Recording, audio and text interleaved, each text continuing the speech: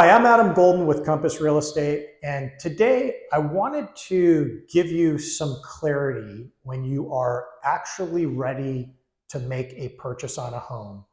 What are some of the steps and things that you would need to be prepared with when you go to talk to a lender and you want to get some clarity on what the pre-approval process is? I'm going to bring my friend Chris Kamali in to talk to you a little bit more. He's a local lender, and we'll go ahead and give him the floor at this point. All right, Adam, thank you. Getting the pre-approval is an important step, and it can be a detailed step. So before you make the call, some of the information that would be good for you to have on hand if you want to get a ballpark idea would be things like, how much are you looking to buy? How much do you make from your salary? How much of it is bonus? How much of it is commission? What's your base salary?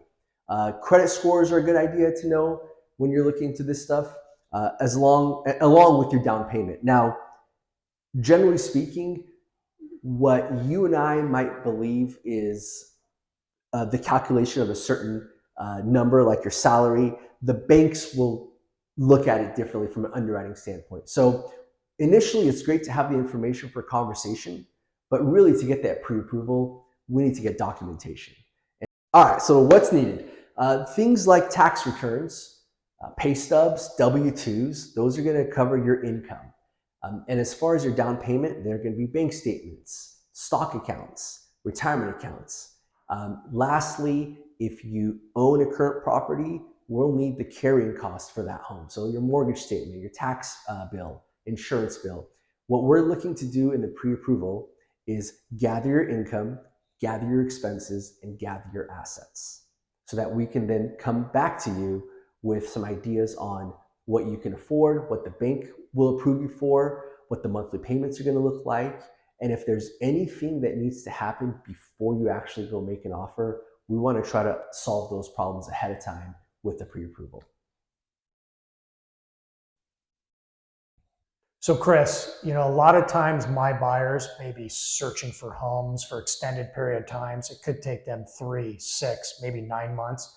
Tell me how long the pre-approvals are good for, and then what type of things, when they have to get the pre-approval updated, are you going to be asking for them to provide to you?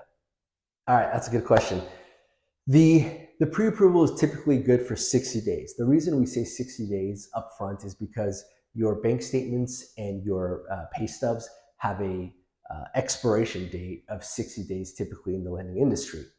Once that 60-day comes due, we typically ask for updated pay stubs, updated assets. Now, your credit report is good for 120 days. So in essence, we can give you 2 pre-approvals with 1 credit check, because while the credit report is good for 4 months, the pay stubs and bank statements are typically good for 2 months. It's very common in our area, since there's such a high demand, that purchases do take a little longer. Do not try to time it where you get your pre-approval right before you want to write an offer. It's okay if it takes 3 months. It's okay if it takes 4 months. We'll work on getting those things updated, and the value in having things determined and found out upfront far outweighs the additional work that you may have to go through to get this thing updated. Thank you guys for taking a little bit of time with us to learn more about the pre-approval process and what's entailed.